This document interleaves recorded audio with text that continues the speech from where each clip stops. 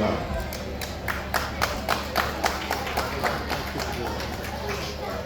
বাংলায় বলার চেষ্টা করব, ভুল হলে ক্ষমা করে দেবেন। বাংলা অনুশীলন করার সুযোগ সুবিধা আমার নেই। আমি গুয়াহাটিতে থাকি, আর সরকারি কাজ বেশিরভাগ ইংলিশে হয়। অসমীয়া ভাষাতে ভাষণ দেওয়ার যতটুকু আমি সুযোগ পেয়ে, বাংলাতে অতটুকু সুযোগ আমার নেই। মঞ্চে উপবিষ্ট বিশিষ্ট সাহিত্যিক লেখক, কলকাতা বিশ্ববিদ্যালয়ের প্রাক্তন অধ্যাপক ডক্টর পার্থ চট্টোপাধ্যায় মহাশয়, গুরুশরণ বিশ্ববিদ্যালয়ের উপাচার্য নিরঞ্জন জয় মহাশয়, আর আমার সতীর্থ বিধায়ক বন্ধু দীপায়ন চক্রবর্তী, আর কমলাক্ষ দেব পুরকায়স্থ, আর অসম প্রকাশন পরিষদের সচিব প্রমোদ কলিতা মহাশয়, সদৌ অসম পুথি প্রকাশক আৰু বিক্রেতা সন্থা, এই সন্থার কার্যকর্তারা, এখানে উপস্থিত বিশিষ্ট ব্যক্তিগণ, ছাত্রছাত্রী, সবাইকে নমস্কার। আর সবাইকে আমি শুভেচ্ছা জানাচ্ছি যে আমাদের এই অসম গ্রন্থ মেলা দ্বিতীয় সংস্করণ শিলচরে আজকে আমরা উদ্বোধন করলাম। এর আগে আমাকে নিমন্ত্রণ দেওয়া হয়েছিল কোন বছর আমার মনে নেই, কিন্তু তখন আমি আসতে পারলাম না। তাই এই বছর যে শিলচরের গ্রন্থমেলা, প্রমোদ কলিতা আমাকে বলার সঙ্গে সঙ্গে আমি হ্যাঁ বলি যে আমি চেষ্টা করব এবার শিলচরে বই মেলাতে উদ্বোধনী অনুষ্ঠানে উপস্থিত থাকার চেষ্টা করব। এই প্রতিশ্রুতি আজকে ওনাকে দিয়েছিলাম, আর আজকে আমি এখানেই উপস্থিত। কি বলবো, আমি নির্দিষ্ট করে কোনো ভাষণও প্রস্তুত করে আনিনি। আমি যদি আপনাদেরকে জিজ্ঞেস করি যে আপনারা সবাই তো নিজের মা বাবার নাম জানেন, দাদা দাদিরও নাম জানেন, কিন্তু এইখানে উপস্থিত থাকা কতজন লোক আমি ঠাকুর দাদা ঠাকুরমার নাম জানি? অনুগ্রহ করে হাতটা করেন। ঠাকুর দাদার আগের জেনারেশন, সেটাকে কি বলবো, বড় ঠাকুর দাদা, প্রপিতামহ, প্রপিতামহের নাম কতটুকু জানে? খুব ভালো। কিন্তু অনেক লোকেরা তারা জানে না। যারা বলে আমি জানি না, তাকে আমি আরেকটা কথা জিজ্ঞেস করি যে আপনাকে যদি 24 ঘন্টা সময় দেওয়া হয় তাহলে আপনি আমাকে বলতে পারবেন?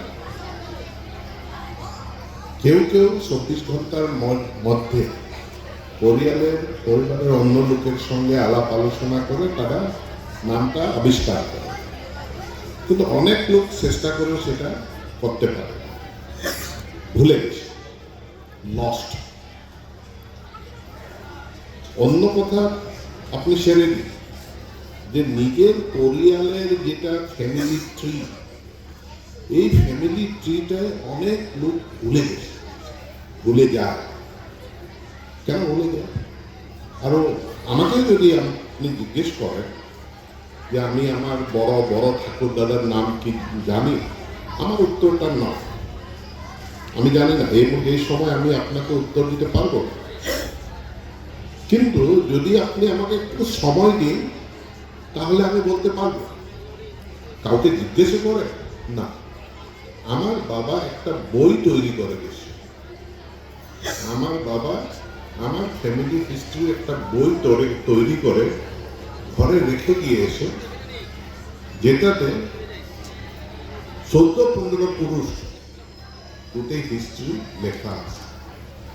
সো বইয়ের গুরুত্ব প্রথম যেটা হচ্ছে সেটা হচ্ছে ডকুমেন্টেশন। 75,000 years ago, বলা হয় 75,000 years ago, আমরা যারা হোমোসেপিয়েন্স মানুষ, আমাদের মধ্যে কগনিটিভ রিভলিউশন, বুধ শক্তির জন্ম হয়েছে। আর বুধ শক্তির যে জন্ম, হোমোসেপিয়েন্সের মধ্যে বুধ শক্তির জন্ম, তার অবদান কি? এক, ল্যাঙ্গুয়েজ, ল্যাঙ্গুয়েজ অফ কমিউনিকেশন।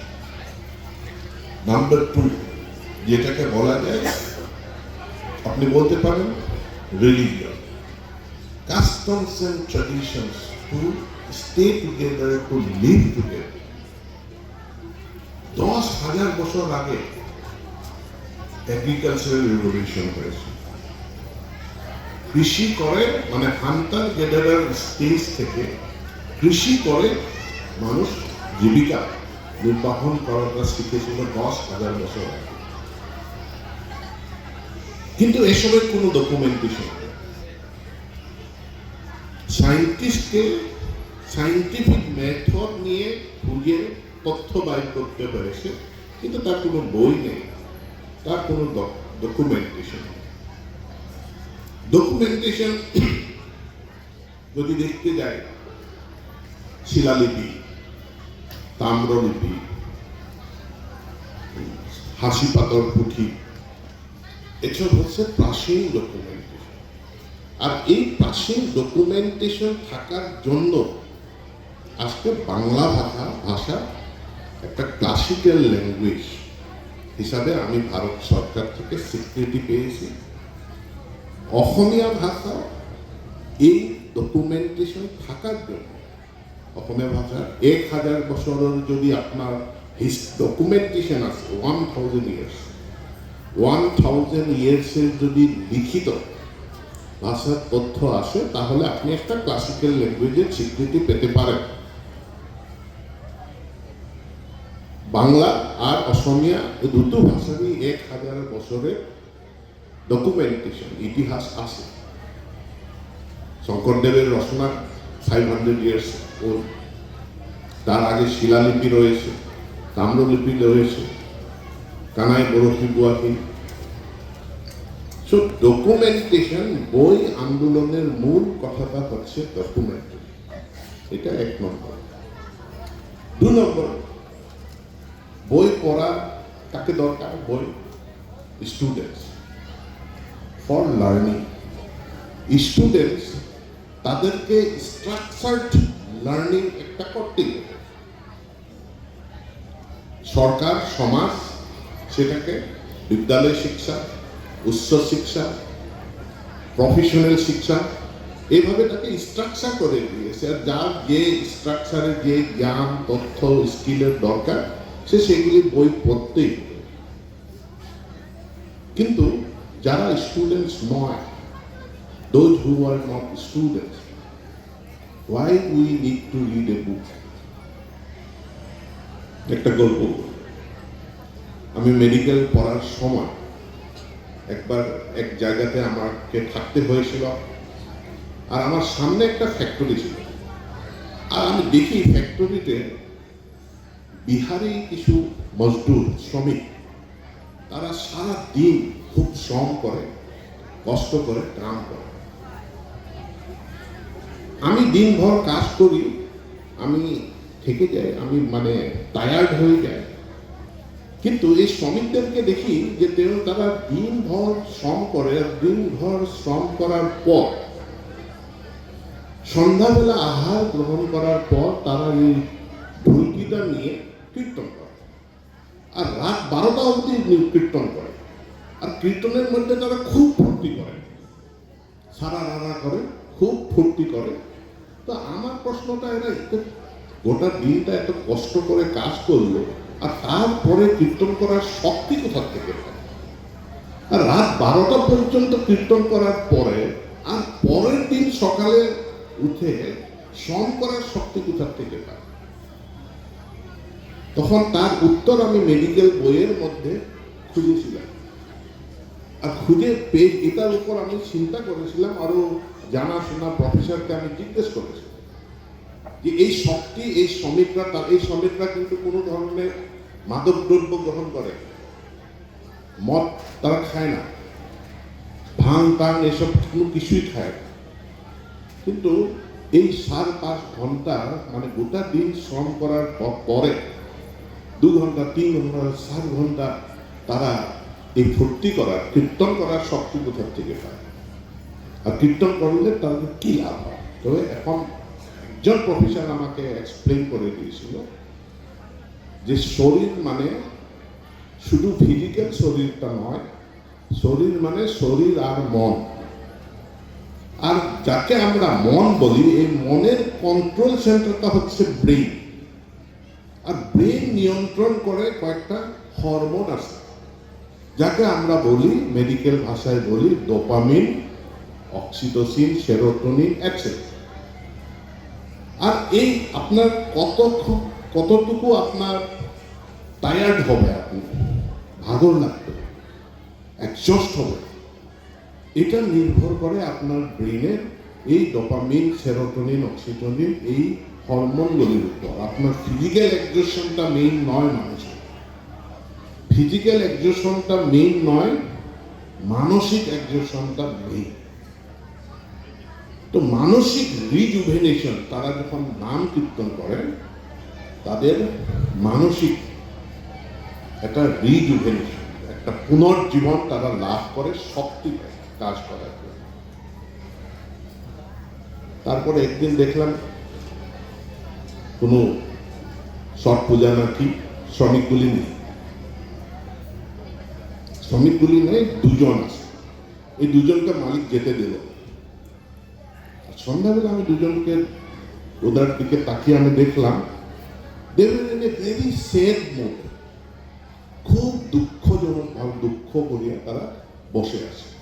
তো আমি গিয়ে জিজ্ঞেস করলাম, কি ভাই? না, আমাদের বন্ধুগুলি সবাই তো দেশ চলে গেল, মালিক আমার 2 জনকে যেতে দিল না, পারমিশন দিল না, এখানে আসি, তো কি করব? তো 2 জন মানুষ তো আমরা কীর্তন করতে পারবো না। তারা ওই আনন্দ উৎসব করে সামূহিকভাবে, আর সামূহিকভাবে নিজের ডোপামিনকে কন্ট্রোল করে। কিন্তু যখন মানুষ একা, সঙ্গে থাকলে আনন্দ হবে, ফুর্তি হবে, আপনার ডোপামিন কন্ট্রোলে থাকবে। কিন্তু একা থাকলে কি হবে? একা থাকা মানুষের যখন আপনার সেরকম সঙ্গ নেই, তখন আপনার বন্ধু বই। আর বিজ্ঞান এটাকে এক্সপ্লেনেশন করে দিয়েছে। আপনারা যারা আর্টিফিশিয়াল ইন্টেলিজেন্স ইউজ করেন, চ্যাট জিপিটি ইউজ করেন, চ্যাট জিপিটি একটা কোয়েশ্চেন করে দেখবেন, চ্যাট জিপিটিতে একটা কোয়েশ্চেন করে জিজ্ঞেস করবেন যে মানুষ উপন্যাস কেন পড়ে? মানুষ যে উপন্যাস, ফিকশন, মানুষের ইন্টারেস্ট অন্য, কেউ খুব সাসপেন্স ভালো পেয়ে, কোনো সামাজিক, কেউ প্রেমের মানে উপন্যাস। কিন্তু মূল কথাটা, উপন্যাস পড়ে মানুষ কি এনজয় করে, সেখানে কেন পড়ে? Why people read fiction? Just ask ChatGPT, why people read fiction? You'll get the answer. I did ask. আমি জিজ্ঞেস করেছি, আমাকে অনেকটা উত্তর দিয়েছে। তার মধ্যে এই ডোপামিন, অক্সিটোসিন, সেরোটোনিন, তাকে সন্তুলিত রাখতে হবে। তাকে যদি সন্তুলিত আপনি রাখতে না পারেন, তাহলে আপনি পাগল হয়ে যাবেন। মানুষ পাগল হয়ে যাবে। মানসিক ভারসাম্য যার না থাকে, তাকে তো পাগল বলা যায়। আপনি উত্তেজিত হয়ে পড়বেন, পাগল না হলে আপনি উত্তেজিত হয়ে পড়বেন। আর যদি উত্তেজিত না হন, তাহলে আপনি ডিপ্রেশনে যাবেন। তো ব্রেইনটাকে, মানসিক সত্তাটাকে সন্তুলিত রাখতে হবে। আর এই সন্তুলিত রাখা অন্যতম প্রধান মাধ্যম হচ্ছে বই, উপন্যাস। এখন আপনি আর একটা মাধ্যম আছে যে আপনি যে টিভি সিরিয়াল দেখেন, তখন এটা নিয়ন্ত্রিত হবে। টিভির সিরিয়াল দেখেও আপনার ডোপামিন কন্ট্রোলে আসবে। ফেসবুকে রিল দেখলেও ডোপামিন এটা কন্ট্রোলে আসবে, কিন্তু পার্থক্যটা হচ্ছে যে টিভির সিরিয়াল, ফেসবুকের রিল অ্যাডিকটিভ, কিন্তু বই অ্যাডিকটিভ নয়। This is the difference. Book is never so addictive as the audio-visual media is. So audio-visual media, TV, Facebook is not alternative to books. Digital media is not alternative to books. It is an alternative media. And then when you require, যখন আপনাকে দরকার আপনি সেটা ব্যবহার করবেন, কিন্তু সেটার উপর আপনি যদি নির্ভরশীল হতে চলে যান তাহলে আপনি এডিক্টেড হয়ে যাবে। হঠাৎ করে আপনি দেখবেন যে 2 ঘন্টা চলে গেছে, আপনার ইম্পর্টেন্ট গুরুত্বপূর্ণ কাজ ছিল, ফোন করার দরকার ছিল কাউকে, আপনি ফোনটা করবেন ভুলে গেছেন। তো আমরা নিজের ব্রেনকে সন্তুলিত রাখার, মনটাকে সন্তুলিত রাখার জন্য বই পড়ার দরকার। একটা তো জ্ঞান ছাত্রছাত্রীদেরকে দরকার হবে, আর অন্য মানুষকে। আমাদের মানসিক অবস্থাটাকে সন্তুলিত রাখার জন্য বই পড়া দরকার। এটা আমরা ভালো একটা লেসন পেলাম যে বই পড়া দরকার, কিন্তু পড়বো কি করে, কিভাবে?